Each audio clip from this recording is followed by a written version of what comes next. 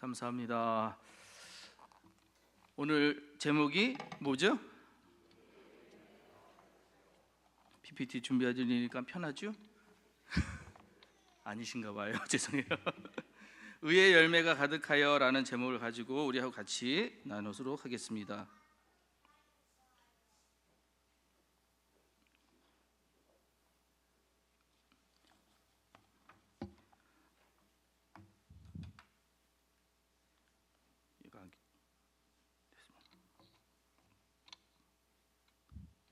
자, 좋은 열매가 있습니다. 저런 열매 여러분 보시면 어떠세요?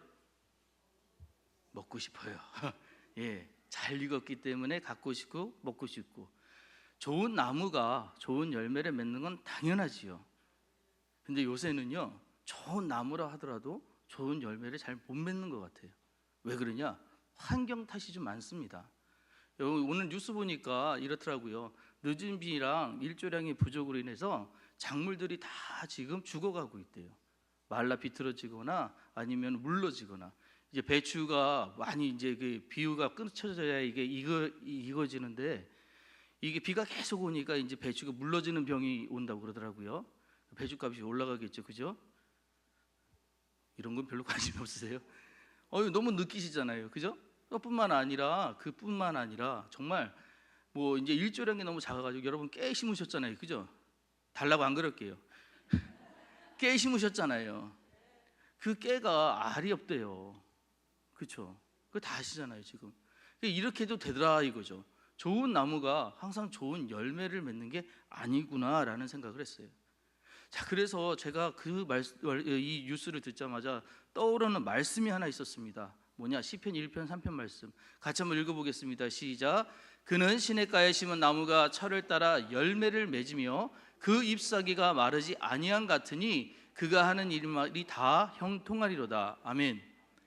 여러분, 여기에서 보세요. 열매를 맺는 것들은 어떤 것들이냐? 바로 나무 시냇가에 심어진 그 나무가 철을 따라 열매를 맺는 거예요. 이게 당연하거든요. 근데 그 잎사귀가 마르지 않도록 물이 계속 공급해요. 그럼 좋은 열매가 맺어지는데, 그 좋은 열매가 맺어지는 상황, 이 상태를 뭐라고 하냐? 형통이라고 얘기했다는 거예요. 형통.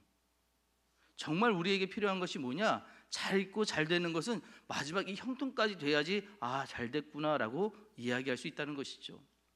형통이라는 이 단어를 봤더니 히브리어로는 칠레하르라는 이 단어를 써요. 칠레하르. 근데 이게 번성한이라는 뜻인데, 영어에는 번성한, 또 이게 뭐라고 하냐? 성공적이다라고 해서 successful 이렇게 써요. 근데 이게 왜 제가 이 말씀을 드리냐면, 이 형통은요, 이 히브리어로 썼던 이 칠레하르라는 이 형통도 뭘 얘기하는 거냐? 외적인 형통이에요. 남들이 보기에 뛰어나고 많이 갖고 뭔가 우수하고 이런 것들, 그러니까 번성한다라고 하는 것들은 뭔가 많이 갖게 되는 것을 의미하거든요.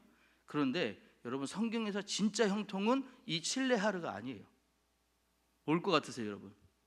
여러분이 제일 많이 쓰던 단어예요. 뭘 것 같으세요? 갑자기 아멘 그러시는데 아멘 아니고요. 뭘 것 같으세요, 여러분? 우리가 평안을 구할 때 상대방에게, 이스라엘 사람들이 서로 구할 때, 인사할 때 하는 말이 뭐죠? 샬롬이에요. 샬롬. 이 샬롬이 평안이라는 말인데, 이 평안이란 말이 어떤 것이냐? 형통이라는 뜻입니다. 잘 되길 바래요. 정말 모든 것들이 안전하길 바래요. 이런 뜻이거든요. 성경에서 얘기하는 형통은 이런 형통인데, 이 형통은 외적인 번성함만 이야기하는 것이 아니라는 거예요. 내적인 안정, 평안도 분명히 있어야 형통이 되는 거예요. 그러면 형통을 어떻게 우리가 이루어야 될까? 형통을 이루는 방법에 대해서 우리 한번 생각을 해보도록 하죠. 자, 여러분들이 돈을 버셨어요. 자, 이 정도 버셨으면 형통할까요, 안 할까요? 물론 우린 이렇게 못 벌어봤어요. 못 벌어봐서 잘 모르실 수 있겠지만, 많이 번다고 여러분 형통할까요? 이게 아니에요. 많이 갖는다고, 많이 번다고, 많이 갖는다고 이게 형통을 준다 그러면 세상에 부자로 살지 않으려고 노력하는 사람, 물론 해도 안 되는 부분도 있겠지만, 있겠습니까? 아니죠. 이게 다가 아님을 우리는 알아요. 그죠? 그럼 진짜 우리에게 주는 형통은 어디서 와야 되느냐? 바로 주님이 주셔야 된다는 거예요. 성령의 임재함이 있어야 된다는 거예요. 내적인 체험이 없이는 외적인 부가 아무 의미가 없어요. 그거 많다고 행복하지 않아요. 여러분, 우리가 많이 먹을 수 있다고 해서 3끼 먹는 사람들이 4끼 5끼 먹고 뭐 그런다고 해서 더 행복해질 것 같아요? 왜 그럴 것 같이 이렇게 쳐다보시죠? 그런 거 아니잖아요. 아니에요. 많이 먹을 수 없어요. 우리는 정해진 적당량이라는 것이 있거든요. 그게 인생 가운데 다 똑같습니다. 그런데 우리는 이걸 외적으로만 뭔가 많이 가지면 행복할 거라고 생각한다는 것이죠. 근데 성경은 절대로 그것을 형통하다라고 얘기하지 않아요. 뭐냐? 성령님이 그 안에 계시냐 안 계시냐, 내주하고 계시느냐 안 계시느냐가 형통의 바로 차이가 된다는 것이죠. 자, 그래서 오늘 말씀 보니까 의의 열매를 맺기 위해서 그럼 우리는 어떻게 해야 되는 것이냐, 이렇게 질문을 하고 시작을 합니다. 우리 공부할 책을 보시면 말씀 나누기 들어가면 이렇게 얘기를 해요. 하나님을 영화롭게 하고 찬양을 드리는 것은 그리스도인으로 감당해야 될 최고의 사명입니다. 하나님은 영광 받으시기 위해 예수 그리스도를 이 땅에 보내셨고 그를 믿는 성도들을 통해 열매 맺기를 원하십니다. 이 열매는 우리의 노력으로가 아니라 하나님이 주시는 성령의 도움으로 맺는 의의 열매입니다 라고 해요. 여러분, 이 열매, 우리가 맺는 열매는 우리가 알고 있는 번성함이 아니라는 거예요. 우리가 맺으려고 하는 열매는 의의 열매예요. 그 의의 열매는 어떻게 맺어줄 수 있느냐? 바로 우리가 지금 읽었던 것처럼 하나님이 주시는 성령의 도움으로, 하나님이 주시는 성령의 도움으로 바로 맺을 수 있다는 것이죠. 자, 그러면 우리가 이 의의 열매를 맺기 위해서 무엇을 해야 되느냐? 첫째입니다. 첫째, 같이 한번 읽어보겠습니다. 시작. 복음을 위한 일에 참여해야 된다라고 이야기합니다. 오늘 여기에 우리가 읽었던 성경책은 빌립보서입니다. 자, 빌립보서는 이 빌립보 교회에 대한 편지였어요.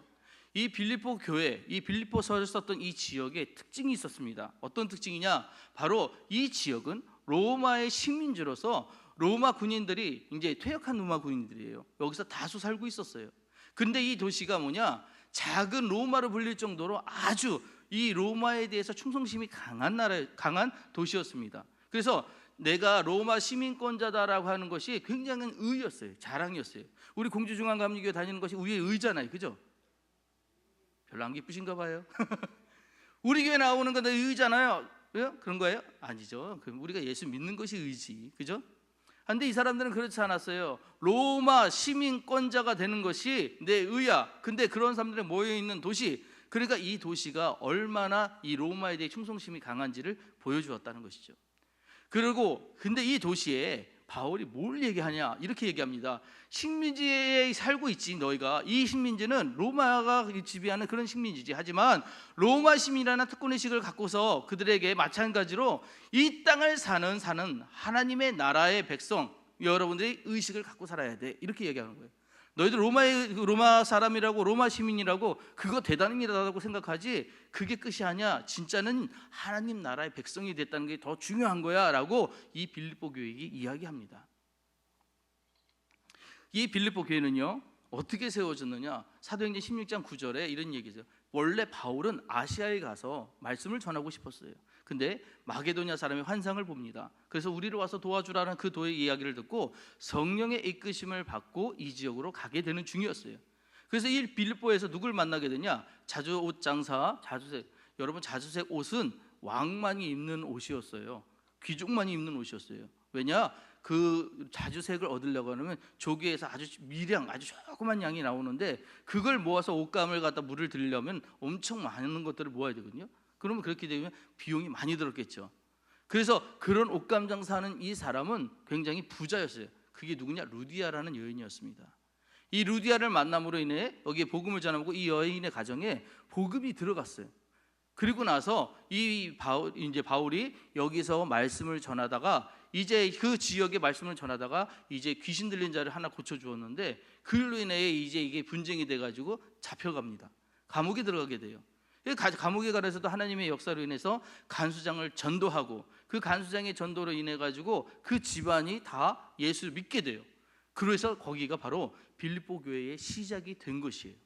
그랬던 교회, 역사의 교회입니다. 자, 그런데 이 교회가 칭찬을 받아요. 어떻게 칭찬을 받냐? 우리 빌립보서 1장 5절 말씀 같이 읽겠습니다. 시작.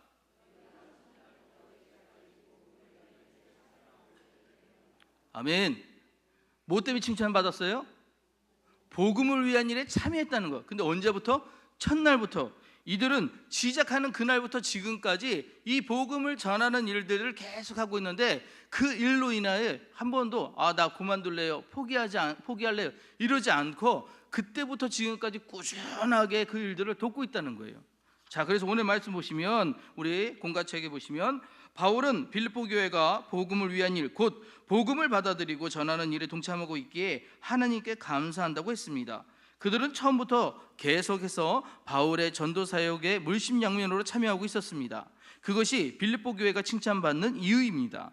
복음을 위한 일이란 전도하는 일과 더불어 그리스도인의 교제와 소유물을 서로 나누는 일, 성령을 통한 영적 활동을 포함합니다. 전도는 믿음이 성장한 사람, 교육받고 훈련된 사람만이 하는 것이 아닙니다. 복음을 받은 사람이면 누구나 감당해야 될 사명입니다. 우리도 맡겨진 자리에서 받은 은혜를 전하며 복음을 위한 일에 동참하는 성도가 되어야 합니다.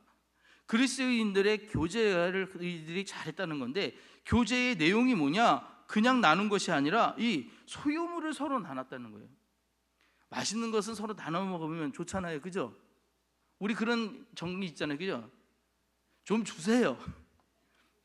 많이들 안 주시고 나만 먹지 말고 좋은 거 있으면 서로 나누는 그런 정이 있잖아요, 그죠?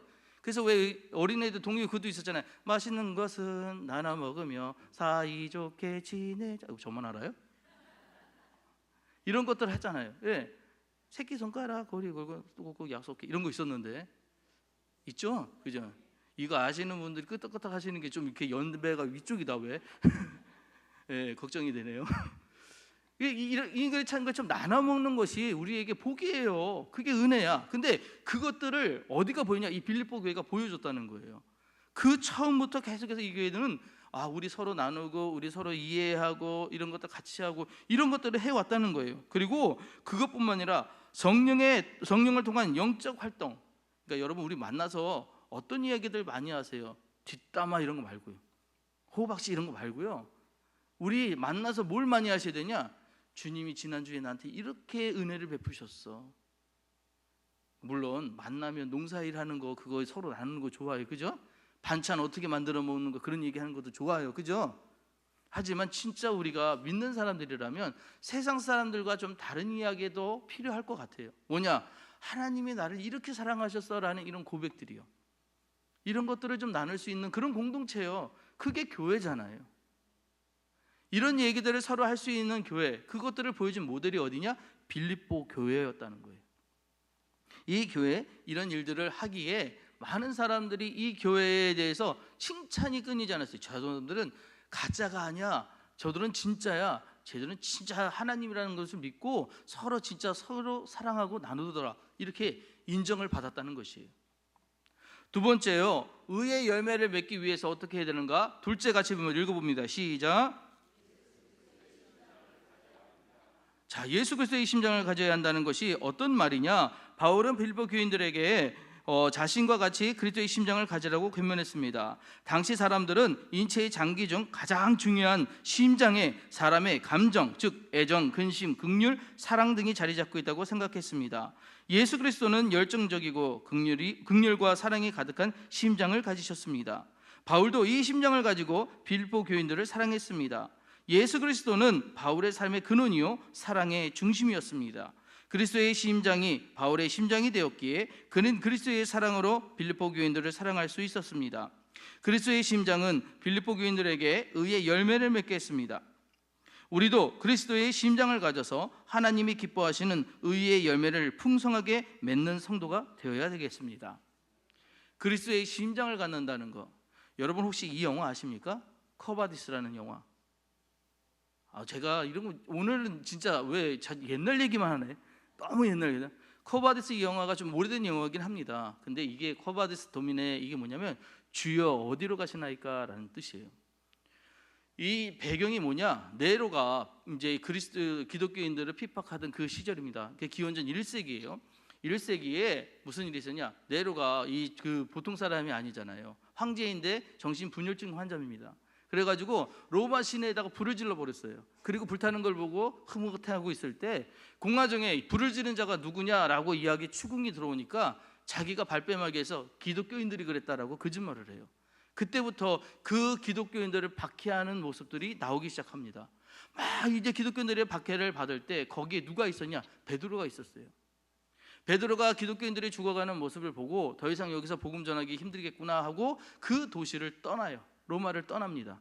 떠나고 나가고 있는 그 마을 어귀에서 천천히 걸어가시는 예수님을 만나요. 예수님이 다시 자기가 나온 그 로마로 들어가는 걸 보시고 코바디스 도미네 한 거예요. 주여, 주여, 도대체 왜 어디로 가시나이까? 라고 물어보니까 이 예수님께서 뭐라고 대답을 하셨냐면, 네가 버리고 나온 로마를 향해 내가 간다. 나는 다시 십자가 지러 간다 라고 이야기를 했을 때 이 베드로가 무너져요. 아, 내가 잘못했구나, 내가 실수했구나, 주여 제가 가겠습니다 라고 해서 다시 들어가서 로마에서 순교하는 장면이 나옵니다. 그게 이 코바디스라는 영화예요. 여러분, 얘가 이 영화를 보면서 뭘 느꼈냐면, 저 베드로가 예수의 마음을 몰랐다면 다시 로마로 들어갔을까요? 안 들어갔어요. 절대 안 가죠. 아, 주여 그러면 다녀오십시오 이렇게 해요?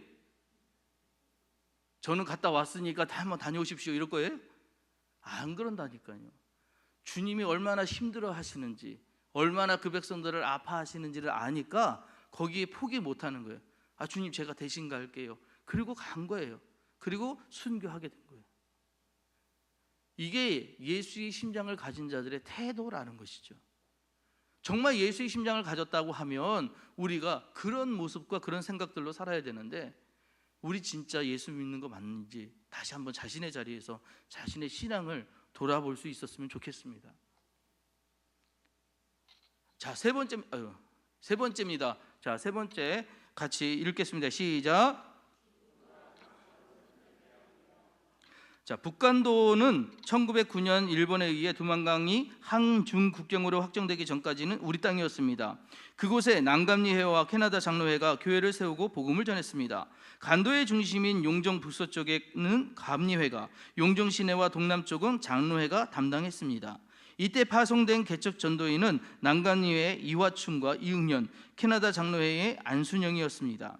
그런데 동일 지역에 같은 복음을 전하면서 교파로 나누어 교회 운영하는 것에 비판이 생기자 두 교파는 선교 지역 분할 협정을 맺었습니다. 강원도 북부 지역을 난감리회가 전담하고 간도 지역을 캐나다 장로회가 전담하기로 했습니다. 이 결정을 들은 난감리회 이화춘과 이응년은 그동안 간도에서의 모든 사역을 뒤로하고 미련 없이 기쁨으로 돌아왔습니다. 복음이 전파된 곳에는 언제나 기쁨과 감사의 연합이 있어야 합니다. 그러니까 지금 이 이야기를 들어봐서 알겠지만 난감리회와 장로회가 서로 간도에서 막 복음을 전했어요. 자, 근데 여러분 보세요. 말씀을 막 전하고 이렇게 시작을 했으니까 그곳에는 믿는 자들이 막 생겨나기 시작을 했겠죠. 어떻게 보면 거기에서 복음 전한 것들이 더 많이 알려지고 편했을 수도 있습니다. 간도라는 지역에. 그런데 지금 무슨 일이 벌어졌냐면, 거기로 해서 야, 똑같은 그 하나님 얘기하면서 니네는 교파가 다르다고 서로 이렇게 예배드리고 이렇게 예배드리고 예배드리는 것이 왜 다르냐, 이런 얘기들이 나오니까 이러다가 하나님을 전하는 일에 대해서도 둘이 갈라지겠다 생각이 들어서 분할 협정을 맺은 거예요. 그래서 우리는 간도에서 지를 때, 그러면 저기 밑에 있는 강원도는 누가 갈래? 라고 얘기했을 때 그때 누가냐? 난감리회 사람들이 간 거예요. 자, 여러분들은 인정받는 자리에 있고 싶으세요? 어렵고 힘든 자리에 가고 싶으세요? 그래서 우리가 누구나 다 그 마음이에요, 사실은. 그죠? 나 인정받는 자리, 편한 자리 좀 있고 싶어. 그런 자리, 나 좀 빚과 이런 것들 좀 받고 싶어. 그러고 싶잖아요, 그죠? 그런데 진짜 우리가 알아야 되는 건 뭐냐? 예수님은 가장 낮은 자리에 오셨다는 거예요. 가장 어두운 곳에 오셨다는 거예요. 그래서 힘든 곳에 간 것이 난감리회였어요. 그런데 그걸 분할 협정을 뭐냐? 그곳에 간 것이 문제가 아니라, 거기서 갔다고 또 영광 드는 게 아니라 거기와 여기를 나눠서 서로 뭘 했냐? 협력했다는 거예요. 연합했다는 거예요. 그래서 전부 뭘 했냐? 하나님 말씀 전하는 일에 최선을 다했다는 것이 이 이야기의 주제예요. 가장 중요한 얘기입니다. 여러분 이야기 아시죠? 개미와 배짱이 이야기. 요즘에는 이거 잘 아는데 얘들 동화 이거 읽습니까? 잘 모르시죠? 예, 제가 봐도 우리 애들도 이거 안 보는 것 같아. 근데 우리 이 얘기 아시잖아요. 개미와 배짱이 이 차이가 뭐예요? 개미는 탱자탱자 놀다가 나중에 겨울에 얼어 죽고, 개미는 열심히 일해가지고 먹을 거 잘 챙겨가지고 잘 먹고 잘 살고, 그죠? 그게 내용 아니었습니까? 이런 내용이잖아요, 그죠? 나중에 나 좀 줘, 먹을 거 좀 줘 그랬더니 아이 우리가 먹을 그런 거 아닌가? 어쨌든 그래가지고 이제 잘 먹고 잘 살고 그랬던데 요즘 이 얘기가 바뀌었대요. 아세요? 바뀌어요. 이 배짱이가요 기타를 열심히 치고 노래를 열심히 해가지고 오디션을 봐가지고 합격을 했대요. 그래가지고 이 오디션에 합격을 해가지고 유명한 가수가 돼가지고 이제 떵떵거리고 이제 나타나는데 개미를 만난 거예요. 근데 개미는 그때까지 뭐냐, 늘 일만 하다가 골병 얼어가지고 걸걸걸걸 있었대요. 그래가지고 요즘에는 이렇게 배짱이가 더 낫다라는 얘기를 하는데, 또 하나 있어요. 똑같이 배짱이가 이 오디션을 봐가지고 유명해졌어요. 아주 이제 잘 나가게 된 거예요. 그리고 나서 뭘 했느냐, 이 배짱이가 이제 돈을 많이 벌어가지고 좋은 빌딩을 지어야 되겠다 해서 누굴 찾아가냐, 개미를 찾아갔대요. 그래서 개미한테 야, 나 빌딩을 지어야 되니까 네가 좀 도와줘라고 해가지고 개미한테 그러고, 개미는 건축에서 돈을 벌고 이 배짱이는 노래를 불러서 돈을 벌었다 해서 잘 먹고 잘 살았다는, 서로 윈윈했다는 얘기가 또 있대요. 제가 이 말씀을 드리는 이유는 뭐냐면 그렇다더라 얘기가 아니라 개미 얘기하려고 그래요. 개미가 어떤 존재인가요? 개미는 곤충인데 굉장히 하찮잖아요, 작잖아요. 근데 여러분, 개미가요 자기가 하는 일들을 다 알고 있는 거 아세요? 그 많은 개미들이 맡은 일에 충성을 해요. 만약에 나는 일개미야, 나는 어떤 개미 하면서 내가 나 왜 내가 일개미로 태어났어, 나도 여왕개미 옆에 있고 싶어 라고 해가지고 그렇게 막 자기의 자리를 불평하고 그랬다면 이 개미들이 군집을 이룰 수가 없대요. 그런데 개미는 태어나자마자 자기에게 주어진 일들에 정확하게 충성한대요. 그 일들이 목숨 다할 때 죽을 때까지. 그래서 그 조직이 잘 운영되고 한대요. 여러분이 그것을 우리는 뭐라고 부르냐, 협력이라고 불러요. 그래서 협력은요 사실은 다 잘 살기 위한 일입니다. 그래서 우리가 일을 할 때는요 어려운 자리, 힘든 자리에 갈 줄도 아셔야 돼요. 빛나고 잘 보이는 자리에 누구나 갈 수 있지만 어렵고 힘든 자리에는 가기 어렵잖아요. 근데 진짜 믿는 사람들, 기독교인들은요 초대교부터 그 일을 했다는 거예요. 제일 힘든 거 섬기는 것부터 했고요, 제일 힘든 거 나누는 일부터 했고요. 그렇게 해가지고 예수님을 전했다는 것이요. 그게 우리가 가져야 될 본질이라는 것입니다. 그래서 바로 이런 마음을 누가 하냐, 바울이 알았다는 거예요. 그래서 바울은 하나님이 주신 마음으로 복음을 전했습니다. 하나님은 성도 안에서 참된 구원의 일을 시작하시고 열매를 맺게 하십니다. 그래서 그는 기쁨과 감사 가운데 열매를 맺고 하나님께 영광과 찬송을 드릴 수 있었습니다. 우리도 하나님이 주신 마음으로 복음을 전하여 의의 열매를 풍성히 맺는 삶을 살아야 합니다. 바울이 이 이야기를 하면서 저는 바울이 쓴 편지 중에서 아주 아름다운 시적 문장을 발견했어요. 뭐냐? 한번 따라해볼게요. 함께 지어져 가느니라. 너무 아름답지 않습니까? 함께 만들어져 가느니라, 함께 세워져 가느니라. 뭐 그럴 수도 있겠어요. 근데 함께 지어져 가느니라. 아무것도 아니었어요. 바닥이었어요. 뭔가 없어요. 근데 우리가 그 안에 노력을 담고 눈물을 담고 애쓰고 하면서 그것으로 지어져 가는 거예요. 날마다 만들어져 가는 거예요. 하나님의 기대가 어디 있을까? 다 완성된 여러분의 인생에 하나님이 기대하시는 것이 아니라 여러분들이 만들어갈 그 다음을 기대하시는 것이 아닐까라는 생각을 해봅니다. 여러분, 오늘보다 내일 더 선하셔야 돼요. 오늘보다 내일 더 착하셔야 돼요. 그것이 성화예요. 거룩하기 위해 살아가는 모습입니다. 그것이 함께 지어져 가는 이 말이에요. 너희는 사도들과 선지자들의 터 위에 세우심을 입은 자라, 그리스도 예수께서 친히 모퉁이 돌이 되셨느니라. 그의 안에서 건물마다 서로 연결하여 주 안에서 성전이 되며 가고, 너희도 성령 안에서 하나님의 거하실 처소가 되기 위하여 그리스도 예수 안에서 함께 지어져 가느니라. 이렇게 함께 지어져 가시는 여러분 되시기를 주 이름으로 축복합니다. 말씀 행하기 묵상 질문입니다. 1번, 최근에 누군가에게 복음을 전한 경험이 있습니까? 있으신가요? 예, 마음속으로 대답하시리라 믿습니다. 2번, 그리스도의 마음으로 어떤 일들을 행했습니까? 막 대답하시는 게 마음속으로 느껴져요. 예. 3번, 기쁨으로 연합하고 협력한 일에는 무엇이 있습니까? 삶에 적용하기, 그리스도의 마음으로 복음을 전해 열매 맺는 경험을 나누어 봅시다. 그렇게 나누실 수 있는 여러분 되시길 주의 이름으로 축복합니다.